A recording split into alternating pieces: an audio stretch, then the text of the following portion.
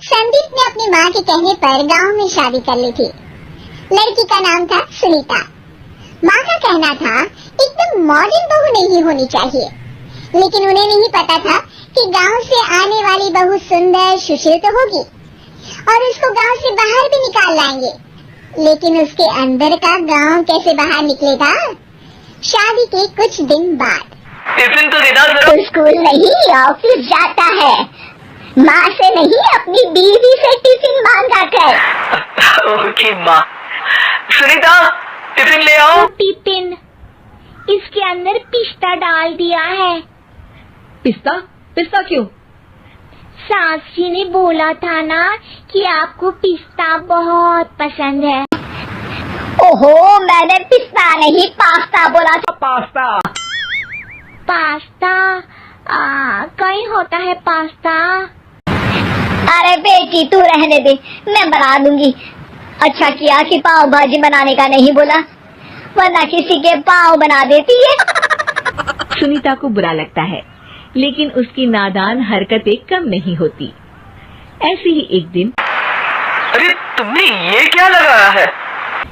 अरे आप वो फूस फूस करके लगाते हैं ना, वही।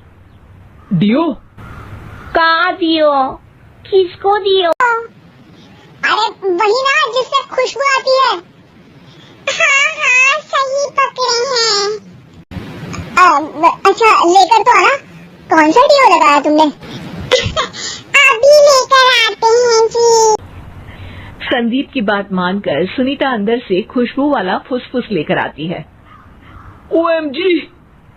OMG मतलब ओ माय गणेश ना। अरे OMG छोड़ो, और ये खुशबू वाला फुसफुस की बात कर रही थी तुम? हाँ इसी की, फिर से सही पकड़े हैं। अरे देवी, लेकिन आप सही नहीं पकड़े हैं, ये डियो नहीं है। डियो नहीं है तो क्या लियो है? अरे ये रूम फ्रेशनर है जिसको कमरे में छिड़कते हैं, खुद पर नहीं।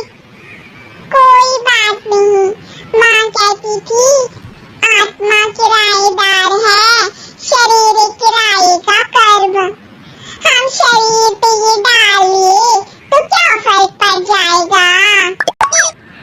अरे बहू, ओ बहू, मेरे लिए फल तो ले आ, फिर मैं बाजार जाऊंगी। सुनीता अपनी सास के लिए फल लेकर आती है। अरे बेटा, पपीता, तरबूज और सेब फल ऐसे कैसे खा लूं? काट कर तो ले आ। माँ जी, मेरे गांव में तो खेत से उठा के सीधा खा लेते हैं। अरे ये तेरा गांव नहीं है ना? अरे संदीप, तू ही कुछ समझा देना इसको बेटा। मैं कैसे समझाऊं माँ, ये तो माइक्रोवेव को भी भट्टी बोलती है। कल मैंने बोला हाय कैसी हो, तो बोलती है किसी को हाय नहीं लगानी चाहिए। अरे सुनीता, तेरा क्या होगा? अभी तो कैसे बताऊं माँ जी, अभी हम कुछ करेंगे फिर पता चलेगा क्या होगा, लड़का या लड़की। हे भगवान, कहाँ से आ गई ये? रामपुर से जी, आप ही तो लेकर आए थे मुझे। आराम, मुझे माफ कर दो। पहले कोई गलती तो करिए जी, आपकी तो सारी गलती माफ कर देंगे हम। हाँ अरे बहू, मेरी बात सुन, फल यानी कि फ्रूट जब भी लाए ना तो काट कर लाना, ठीक है? जी ठीक है माँ जी, फल यानी फ्रूट यानी काट के लाऊंगी। सुनीता रोज ही कोई ऐसी हरकत कर देती जिसकी वजह से उसे घर में दो बातें सुननी पड़ती। एक दिन, माँ मेरे बॉस घर पर आने वाले हैं शाम को, उनका बर्थडे है, फैमिली साथ नहीं रहती उनके, तो यही पार्टी कर लेंगे। उनको अच्छा लगा तो शायद मेरा प्रमोशन भी हो जाएगा। मैं ना फ्रूट केक लाकर फ्रिज में रख दूंगी और तेरे साथ आज खाना मैं बनाऊंगी, ताकि जब साहब आए तो खाने में कोई गड़बड़ ना हो।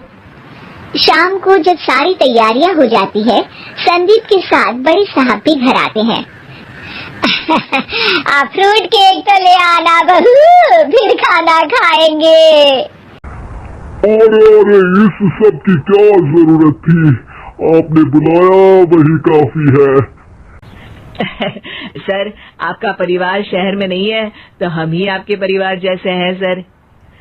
इतने में ही सुनीता फ्रूट केक लेकर आती है और बड़े साहब की टेबल पर रख देती है और जैसे ही केक के ऊपर का बॉक्स हटाती है, ओह, ये क्या है? केक तो कटा हुआ है। मैं तो ऐसा नहीं लाई थी।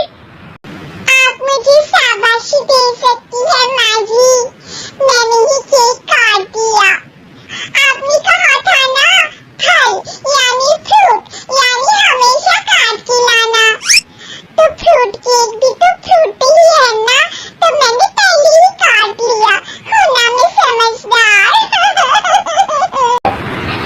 अरे बहू, ये क्या किया? केक हमेशा वही काटता है जिसका जन्मदिन होता है।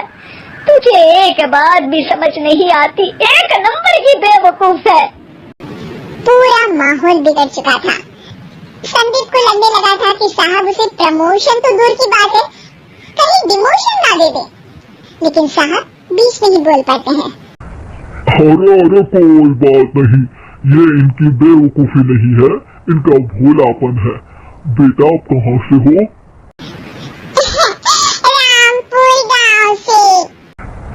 अरे वाह, गांव से, फिर तो आपके गांव में ताजे फल और सब्जियां मिलते होंगे। हाँ, सही पकड़े हैं। हम तो काटते भी नहीं, सीधा खा लेते हैं। मैं ना एक बार तुम्हारे गांव घूमने जरूर चलूंगा। क्यों संदीप, ले चलोगे ना? मुझे गांव घूमना बहुत पसंद है।